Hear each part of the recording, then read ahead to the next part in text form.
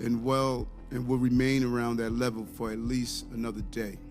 But this is an unprecedented event in our city, and New Yorkers must take precaution. The New York State Department of Environmental Conservation has issued an air quality health advisory for all 5 boroughs.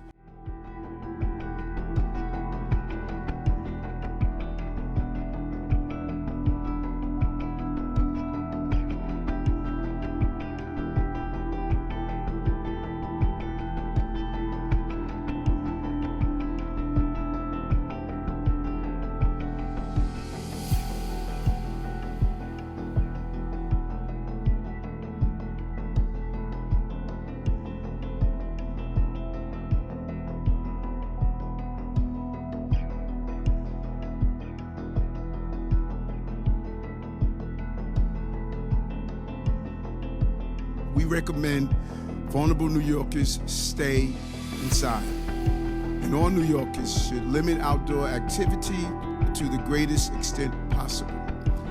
This is not the day to train for a marathon or to do an outside event with your children. Stay inside, close windows and doors, and use air purifiers if you have them.